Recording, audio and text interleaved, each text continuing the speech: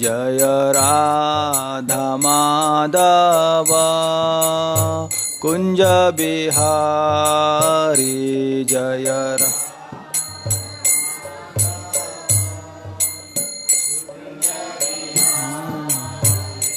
जय गोपी जना वल्लभ गिरिवरधारी जय गोपी जन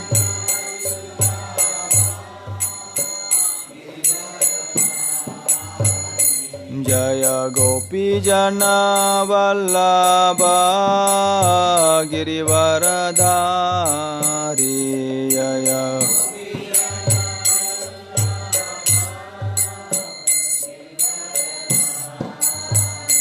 जय यशोदानंदन ब्रज जनरंजन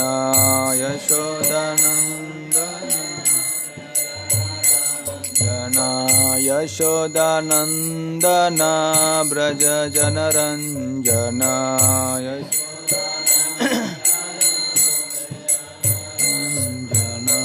यमुना तीरा वनचारी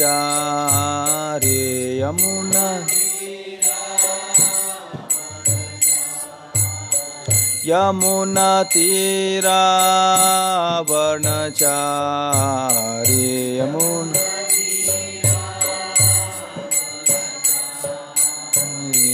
जय राधा माधव कुंज बिहारी जय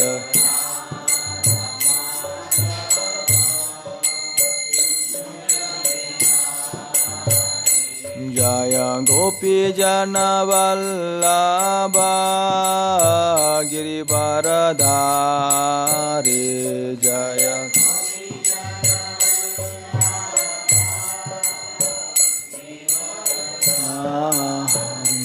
जय यशोदानंदन ब्रज जनरंजन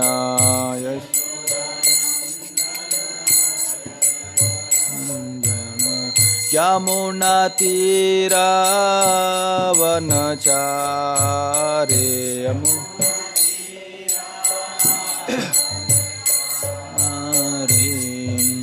हरे Krishna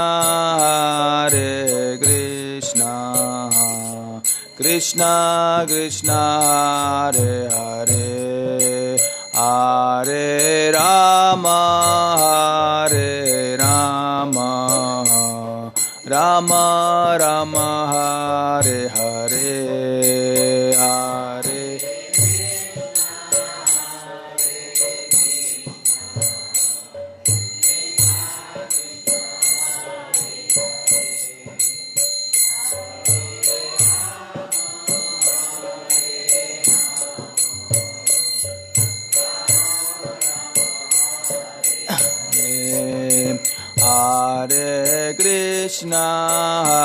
Hare Krishna Krishna Krishna Hare Hare Hare Rama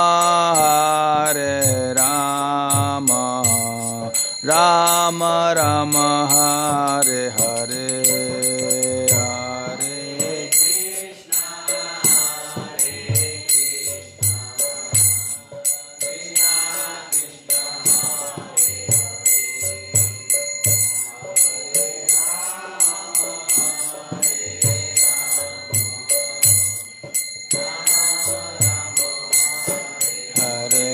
Hare Krishna Krishna Krishna Hare Hare Hare Rama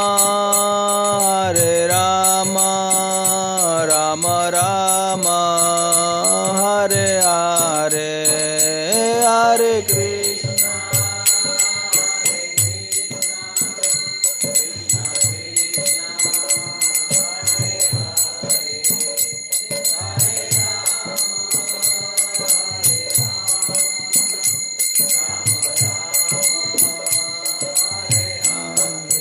Jaya Radha Radha Gokulanand Radha Gokulanand Radhe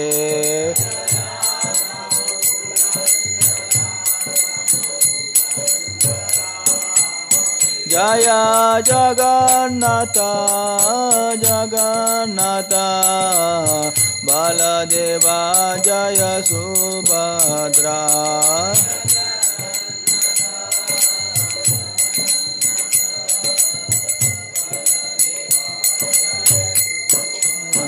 जय गौरान्विताय गौरान्विताय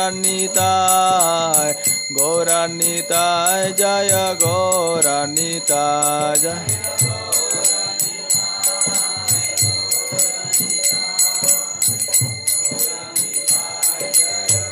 गौरान्विताय जय जय प्रभुपाद प्रभुपाद प्रभुपाद जय प्रभुपाद जय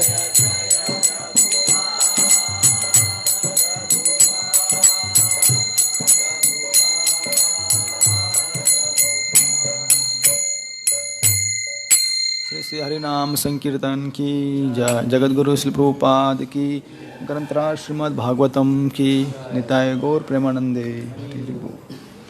ओम नमो भगवते वासुदेवाय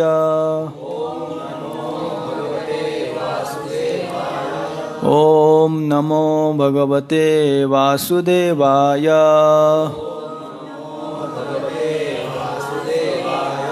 ओम नमो भगवते वासुदेवाय देवाय नारायणं नमस्कृत्यं त्यं नरं चैव नरोत्तमं देवीं सरस्वतीं व्यासं ततो जयामुदीरे नष्टप्रायेषु भद्रेषु नित्यं भागवत सेवया भगवती उत्तम श्लोके भक्तिर्भवती नैष्टकी कृष्णाय वासुदेवाय देवकी नंदनाय च नंदगोपकुमाराय गोविंदाय नमो नमः। ग्रंथ श्रीमद् भागवतम चतुस्कंद अध्याय 9 श्लोक क्रमांक 51 और 52 हिंदी। तो आज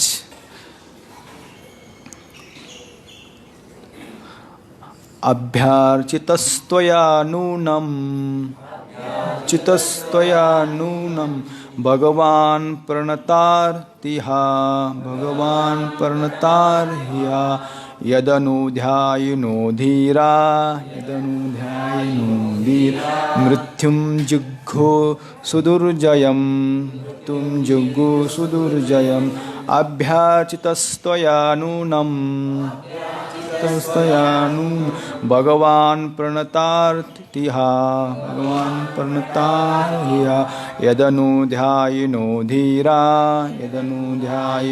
धीरा मृत्युं जिघ्रो सुदुर्जयम् अभ्यार्चितस्त्वया नूनं भगवान् प्रणतार्तिहा यदनुध्यायिनो धीरा मृत्युं जिघ्रो सुदुर्जयम्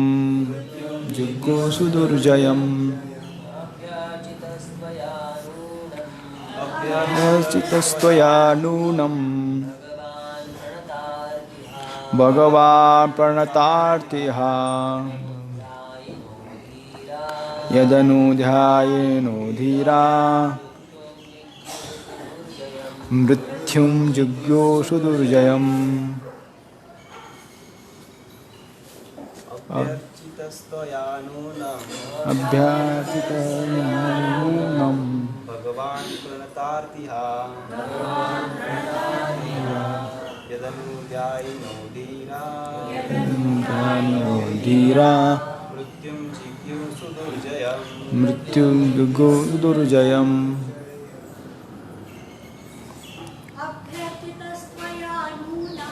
अभ्यासितस्त्वया नूनं भगवान् प्रणतार्तिः यदनुध्यायिनो धीरा मृत्युजुगुसुदुर्जयम्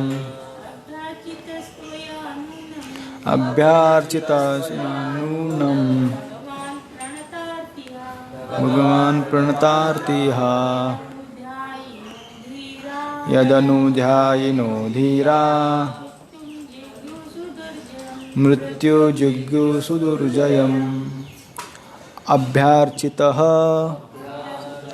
पूजित त्वया तुम्हारे द्वारा नूनम फिर भी भगवान श्री भगवान प्रणत आरती जो अपने भक्तों को कष्ट से उबार सके भक्त को से उबार सके यत जिसको अनुध्यायिन निरंतर ध्यान धरते हुए धीराहा परम साधु पुरुष मृत्यु को जिगुहो जीत लिया सुदुर्जयम जिसे जितना अत्यंत कठिन है अनुवाद और तात्पर्य श्री प्रभुपाद जी के द्वारा अनुवाद हे रानी आपने अवश्य ही उन श्री भगवान की पूजा की होगी जो भक्तों को बड़े संकट से उबारने वाले हैं जो मनुष्य उनका निरंतर ध्यान करते हैं वे जन्म तथा मृत्यु के पथ से आगे निकल जाते हैं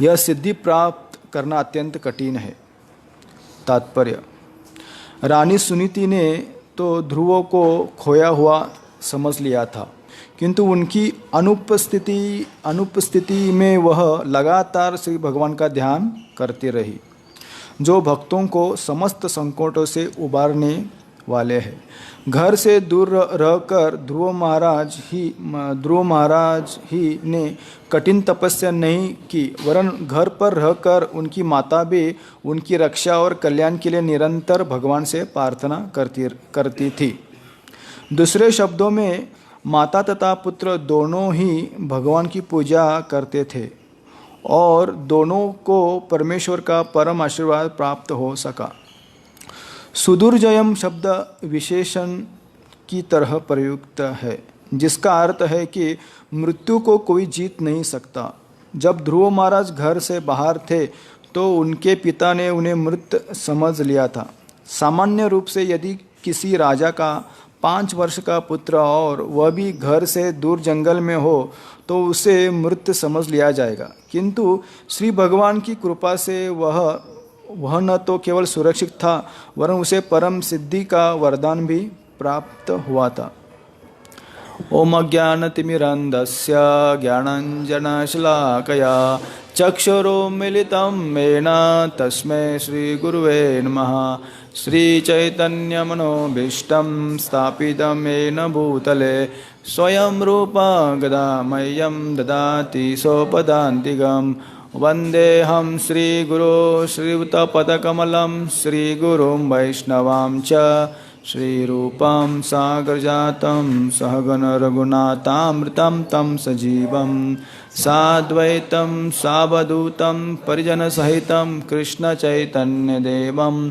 श्रीराधाकृष्णपादां सहगण ललिता श्रीविशाखामृतं च नमो ॐ विष्णुपादाय कृष्णप्रेष्ठाय भूतले श्रीमते भक्तिवेदान्त स्वामिनिति नामिने नमस्ते सरस्वती देवे गौरवाणी प्रचारिणे निर्विशेष शून्यवादी पाश्चात्य देशतारिणे जय श्री कृष्ण चैतन्य प्रभु नित्यानंद श्री अद्वैत गदाधर श्रीवासादि गौरभक्तवृंद हरे कृष्णा कृष्णा कृष्णा हरे हरे, हरे राम राम राम हरे हरे।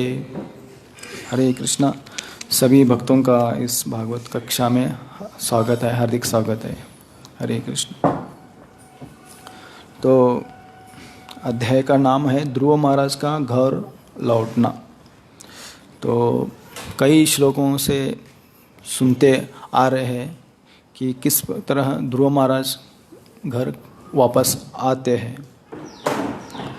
तो ध्रुव महाराज की जो कथा है वो बहुत ही सुंदर है, जिसमें हम सीख सकते हैं कि भगवान से कैसी प्रार्थना हमें करनी है, स्तुति करनी है, और किस तरह से भगवान को प्राप्त करने की उनकी दृढ़ता थी, वो हम उनकी कथा से समझ सकते, जान सकते।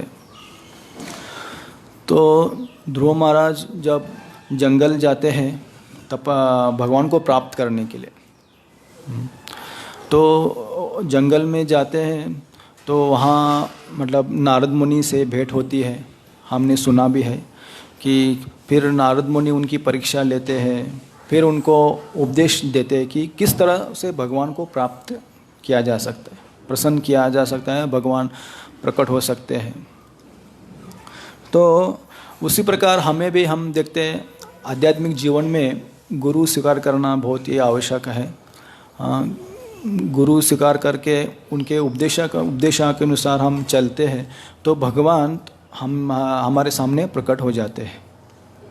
तो कलयुग में ऐसे भगवान हमारे आँखों से नहीं दिखते हैं रूप ऐसा, लेकिन नाम के द्वारा भगवान प्रकट हो ही जाते हैं। तो ध्रुव महाराज जब वापस आते हैं तो एक तो उनको प्रसन्नता थी कि भगवान उनके सामने प्रकट हो जाते हैं और स्तुति करते हैं,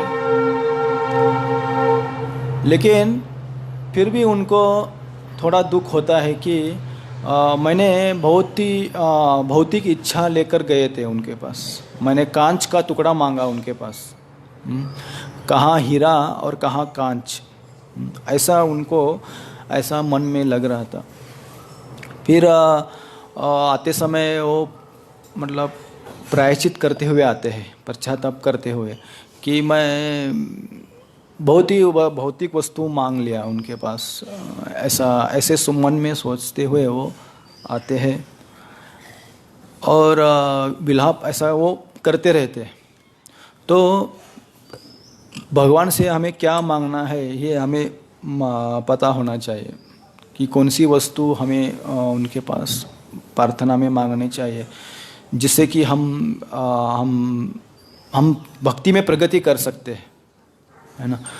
तो आज भी लोग मंदिरों में जाते हैं और भगवान से प्रार्थना करते हैं कि हर रोज़ हमें रोटी मिल जाए खाने की, भोजन मिलते जाए, ऐसा वो करते हैं। तो ये जो प्रार्थना है ये इतना शुद्ध प्रार्थना नहीं है, निम्न स्तर की ये प्रार्थना है, लेकिन वो लोग भगवान के पास आते हैं, वही बड़ी चीज़ है। तो भागवत महात्म्य में ऐसा कहते हैं कि जो व्यक्ति एक बार भी मतलब भागवत के श्लोकों को कंठस्थ करता है या पढ़ता है तो उसका जीवन पूर्ण हो जाता है। तो नैमिषारण्य जो क्षेत्र है, जो भारत के उत्तर के जगह पर स्थित है, वहाँ पर एक बार 28,000 ऋषि मुनि एकत्र होकर भागवत श्रवण कर रहे थे, सुन रहे थे। उस समय वक्ता थे सूत गोस्वामी। तो वहाँ पर उन ऋषि मुनियों में कौन थे? शौनक ऋषि वहाँ के प्रमुख थे, जो उनको नियुक्त किए गए थे प्रश्न पूछने के लिए भागवत में। तो वो प्रश्न करते कि वो कहते कि हे सूत गोस्वामी, आप तो कोटि मतलब करोड़ों सूर्य के समान तेजस्व तेज है आपके अंदर, और आप अज्ञान अंधकार को नष्ट करने के लिए आपके अंदर करोड़ों सूर्य के समान शक्ति है। तो हमें ये बताइए कि जो भगवान के जो भक्त होते हैं वो किस प्रकार अपने को माया के मोह से अपने को छुड़ा सकते हैं, माया मोह से अपनी पीछा कैसे छुड़ा सकते हैं। और ये कलियुग जो कि क्लेशों से भरा हुआ है, संकटों से भरा हुआ है, इसमें हम रहते हुए कली के प्रभाव से कैसे हम दूर हो सकते हैं, रह सकते हैं। ऐसे इस प्रकार उनके कुछ प्रश्न थे। शौनक जी ऐसे प्रश्न करते हैं तो सूत गोस्वामी उनको बहुत ही आसानी तरह से उनको समझाते हैं, सरल भाषा से। वो कहते हैं कि अगर माया मोह से छुड़ाना चाहते हो तो सुखदेव गोस्वामी ने जो बोला हुआ भागवतम है उसको पढ़ना चाहिए, उसको कंठस्थ करना चाहिए। इससे क्या होगा, जो माया का जो मोह है इससे हम दूर हो जाते हैं, माया मोह से। और जो कलयुग का जो प्रभाव है, हाँ, ये कलयुग का प्रभाव उन व्यक्ति के ऊपर नहीं पड़ सकता है जो भागवत को पढ़ता है, सुनता है, दूसरों को समझाता है। इन ऊपर वो मतलब जो कलयुग का प्रभाव या माया का जो प्रभाव है वो प्रभाव उनके ऊपर नहीं पड़ता है। और साथ ही साथ व्यक्ति को कृष्ण प्रेम भी उसको प्राप्त हो जाता है। मतलब एक ही साथ तीनों चीज़ें हो जाती है। कृष्ण प्रेम भी उसको प्राप्त हो जाता है और जो भगवत प्रेम, कृष्ण प्रेम और कली का जो प्रभाव है उससे भी वो दूर हो जाता है। और अगर उसका कोई पाप है भी, वो पापों से भी वो शुद्ध हो जाता है। तो हर एक व्यक्ति के अंदर कृष्ण प्रेम है, नित्य सिद्ध कृष्ण प्रेम साध्य कबूर ने श्रवण आदि चित्त करलय उदय। तो हर एक जीव के अंदर भगवान के प्रति प्रेम है, लेकिन वो विकसित नहीं हुआ है। तो अगर हम श्रवण करते हैं, कीर्तन करते हैं, तो उससे वो जागृत होता है। अभी हम देखते हैं हम काम से वशीभूत है, वासनाओं से हम वशीभूत हुए हैं जीव। तो ये जो वासना है या काम वासना है वो कोई दूसरा कोई बीमारी नहीं है। वो जो कृष्ण प्रेम है वही क्या बन गया है, वो काम में परिवर्तित हो गया है। हम देखते हैं कितना इंद्र तृप्ति की इच्छा प्रबल हो जाती है ना। वासना जीव को बैठने नहीं देती है, बैठने नहीं देती है, सोने नहीं देती है।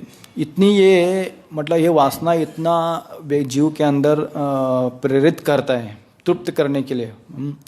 तो कृष्ण प्रेम हम समझ सकते कि वो कितना रहेगा भगवान के लिए। चैतन्य महाप्रभु जब जगन्नाथपुरी में थे तो हे कृष्ण ऐसा उच्चारण करते करते वो बेहोश गिर जाते थे।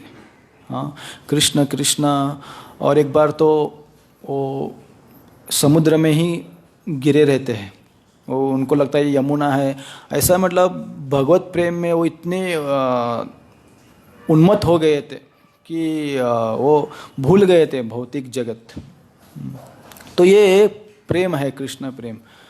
तो वही प्रेम भौतिक जगत में काम के रूप में परिवर्तित हो गया है। जैसा एक दूध है, दूध जो है वो शुद्ध माना है, अमृत है, लेकिन उसी दूध में अगर कोई खट्टा अम्ल पदार्थ डालते हैं तो वो दूध नहीं होता है। वो क्या बनता है, वो दही के परिवर्तित होता है, रूपांतरित होता है। तो दही हो जाता है, तो दही से दूध नहीं होता है ना, और दूध से दही बनता है। लेकिन आध्यात्मिक जगत में हम देखते हैं अगर हमारे अंदर वासना है, भौतिक इच्छा है, लेकिन अगर वही इच्छा अगर हम भगवान के प्रति लगाते हैं तो वो प्रेम में रूपांतरित हो सकता है। दही का दूध नहीं हो सकता है, लेकिन अगर भौतिक इच्छा को अगर हम आध्यात्मिक में रूपांतरित करते हैं तो हम आध्यात्मिक मतलब कृष्ण प्रेम प्राप्त कर सकते हैं।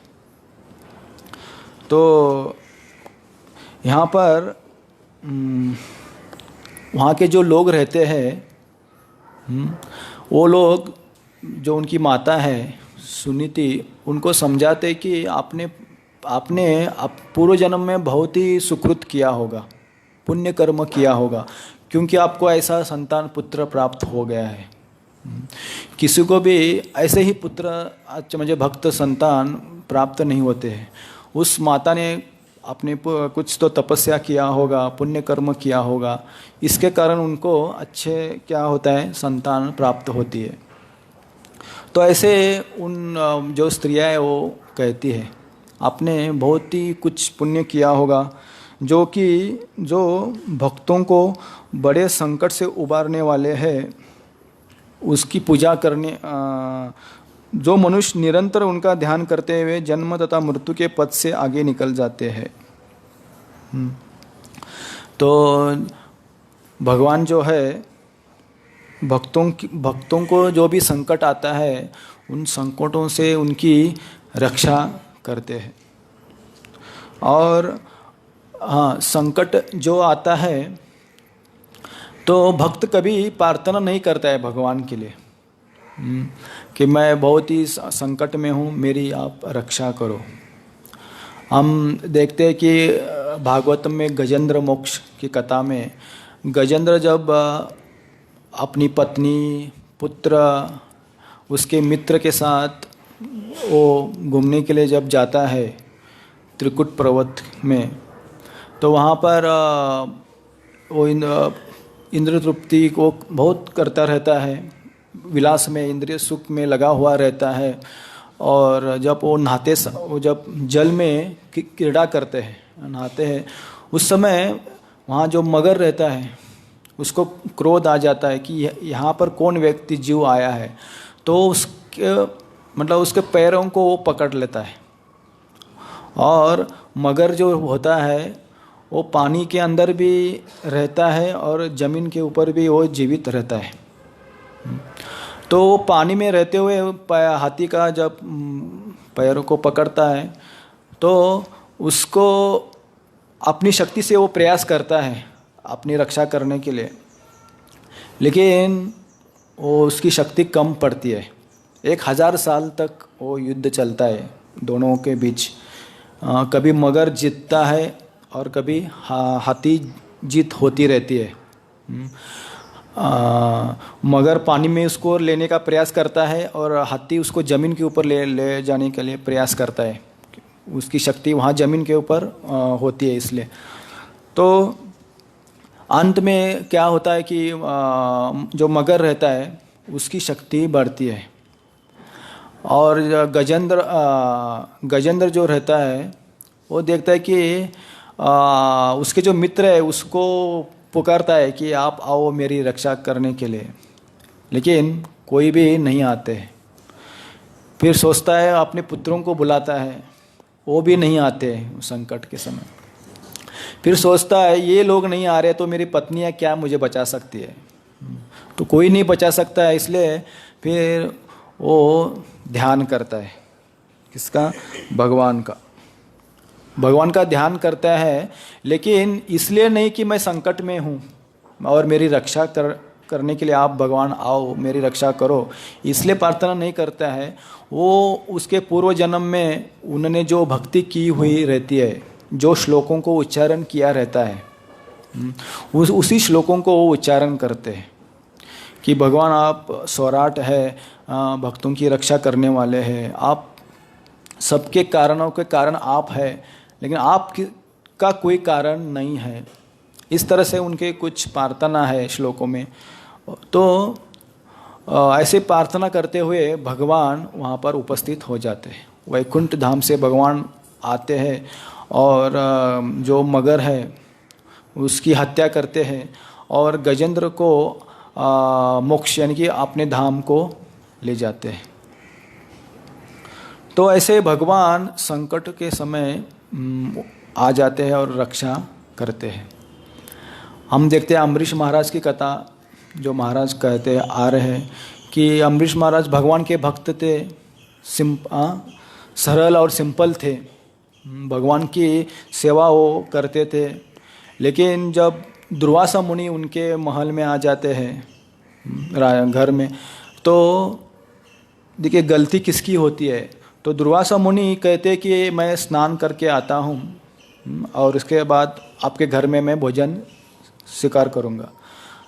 लेकिन उस समय एकादशी रहती है, तो वो स्नान करने के लिए जाते हैं तालाब में, लेकिन समय होता रहता है, एकादशी का जो छोड़ने का समय रहता है, पारना समय, वो होते रहता है। तो वो दुर्वासा मुनि नहीं आते हैं।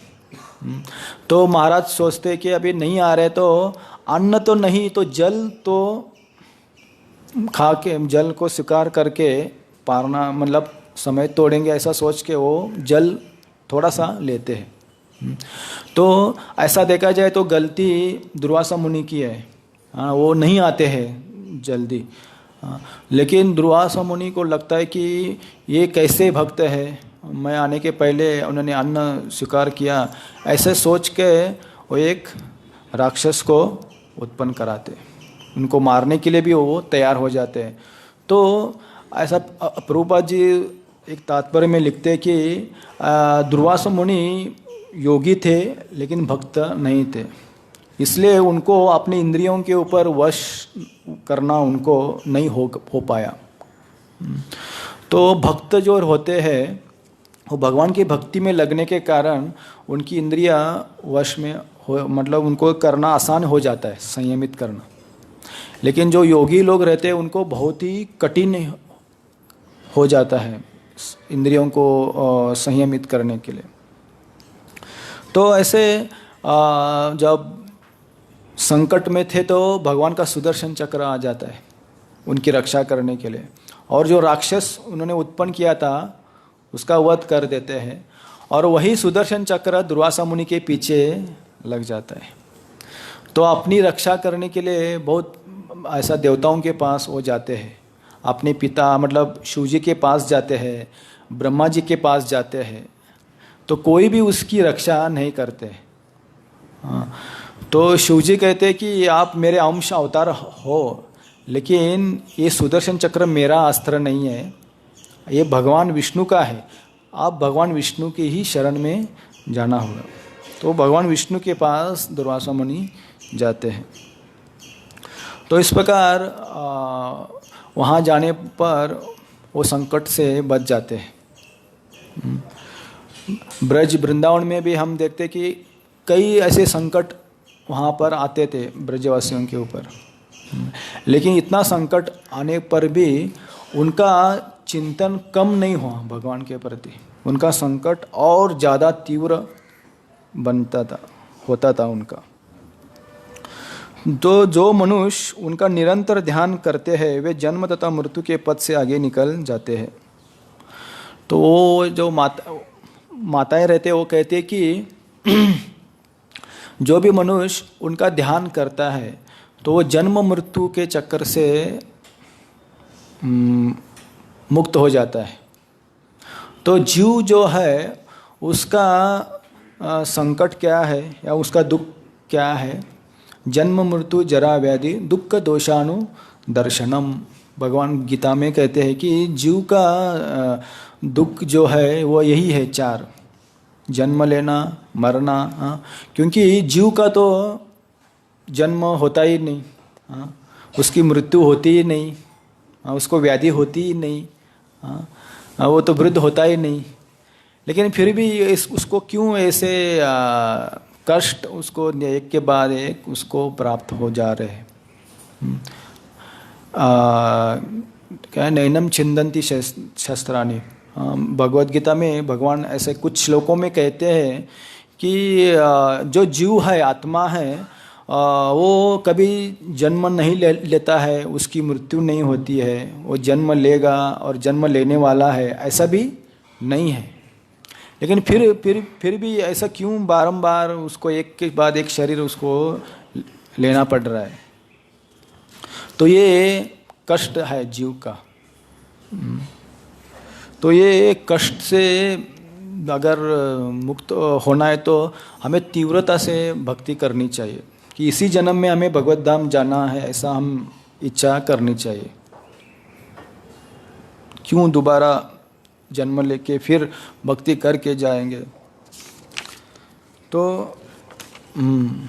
और उसको सिद्धि प्राप्त करना अत्यंत कठिन है। दूसरे जो लोग होते हैं उनको बहुत कठिन हो जाता है, मतलब अन्य लोकों पर जाने के लिए।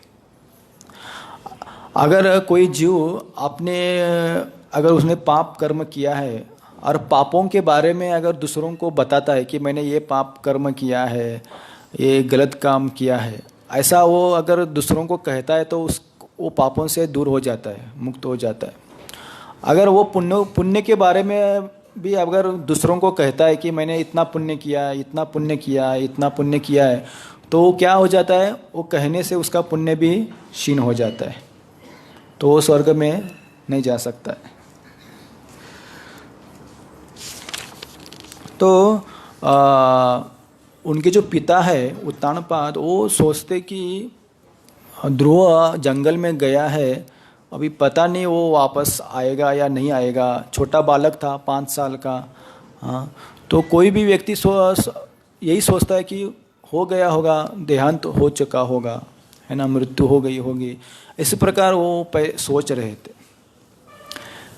लेकिन जब नारद मुनि आके उनको समझाते हैं, उनके पिताजी को, कि तुम्हारा जो बेटा है वो सिद्ध, मतलब भगवान को प्राप्त करके ही आएगा, प्राप्त करके आएगा, आप चिंता मत करो। वो चिंते में थे। और जब ध्रुव आते तो बहुत प्रसन्न हो जाते हैं।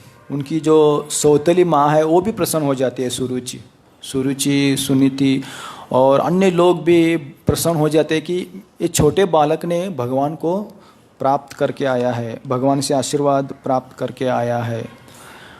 तो आज यहाँ पर यही समझाया जा रहा है कि कोई व्यक्ति भगवान का भक्त बन जाता है तो वो लोगों के लिए आश्चर्यजनक हो जाता है। आज भी हम देखते हैं किसी का लड़का नशा करता है, जुगार खेलता है, अवैध कार्य करता है, तो इतना लोग आश्चर्य से नहीं देखते हैं, सोचते हैं। लेकिन कोई व्यक्ति भगवान का भक्त बन जाता है, भगवान की भक्ति करता है, भगवान के प्रचार कार्य में लगा रहता है, तब लोग आश्चर्य करते हैं, है ना। तो भक्त जो होता है वो किसी भी अवस्था में खुश रहता है। जो हो रहा है वो अच्छे के लिए हो रहा है, ऐसा वो सोचता है, और जो होने वाला है वो भी इस समय में वो संतुष्ट रहता है। तो ये नारद मुनि का संग के कारण इतना, मतलब ये कार्य हो गया। तो मृत्यु के ऊपर भी उन्होंने विजय प्राप्त किया। तो भगवान की जो कथा है, जो भी सुनता है, तो वो भी मतलब जो दुर्जन है, मतलब मृत्यु के ऊपर विजय प्राप्त करना वो आसानी से कर सकता है। क्योंकि ऐसा कहते हैं कि जब सुखदेव गोस्वामी महाराज परीक्षित को जब भागवत कथा सुनाने वाले रहते हैं, तो एक वार्ता सब जगह पर पहुंचती है कि ऐसी ऐसी कथा होने वाली है। तो सभी देवता लोग भी, मतलब ऋषि महर्षि सब लोग वहाँ पर आते हैं, ब्रह्मर्षि, राजर्षि, ऐसे लोग आते हैं। तो देवता लोग भी वहाँ पर आते हैं कथा सुनने के लिए। तो देवता लोग सोचते हैं कि हम अमृत लेकर जाएंगे, और ये अमृत सुखदेव गोस्वामी को देंगे तो वो प्रसन्न हो जाएंगे, और इसके बदले में हम कथा सुनेंगे। ऐसा वो सोचकर देवता लोग वहाँ पर आते हैं और कहते हैं कि हे मुनिवर, हमने अमृत लेकर आए हैं स्वर्ग से, इसको आप लीजिए और इसके बदले में हमें कथा सुना लीजिए।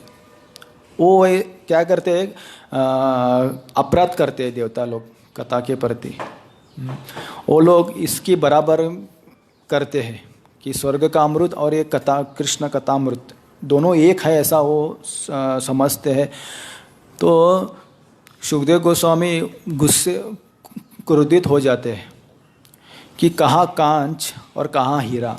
हाँ, आप कांच को हीरे के बराबर समझ रहे हो तो आप लोग कथा सुनने के लिए अयोग्य हो, तुम इधर से निकल जाओ, ऐसा कहते हैं। तो जो कथा है ये क्या है, अमृत से भी बढ़कर है।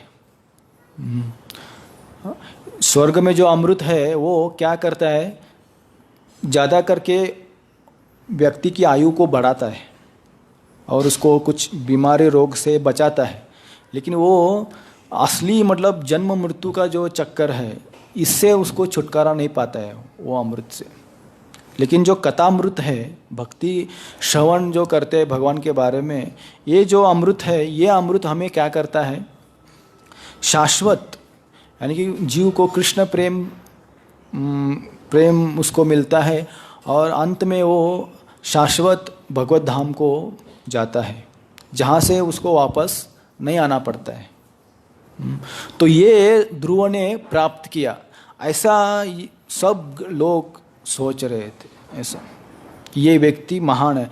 जैसे अब हम भी देखते हैं कोई सन्यासी जो वरिष्ठ भक्त होते हैं, जब मंदिर में आते हैं तो उनका भी हम स्वागत करते हैं, कीर्तन करते हैं, है ना, उनको अच्छा फूलों की माला उनको पहनाते हैं और फूल रास्ते में फूल रखते हैं, रंगोली डालते हैं। तो इनका भी हम स्वागत करते हैं। क्यों? क्योंकि इन व्यक्ति ने अपने इंद्रियों को पर संयम किया है और कई वर्षों से वो भगवान की भक्ति में लगा हुआ है। उसका मन, उसकी इंद्रिया, उसकी बुद्धि भगवान में लगी हुई है। हाँ, ऐसे इसलिए उनका भी हम भगवान का जैसा ही क्या करते हैं, स्वागत करते हैं। तो उस प्रकार अभी ध्रुव महाराज का उनका सब लोग उनका स्वागत कर रहे हैं। उनके पिता भी उनके लिए खड़े होकर उनका स्वागत कर रहे हैं। तो इस प्रकार एन केन प्रकारे व्यक्ति को भगवान का भक्ति का आश्रय लेना चाहिए। हरे कृष्णा कृष्णा कृष्णा हरे हरे, हरे राम राम राम हरे हरे। ग्रंथराज श्रीमद् भागवतम की जय। जगत गुरु श्री प्रभुपाद की जय।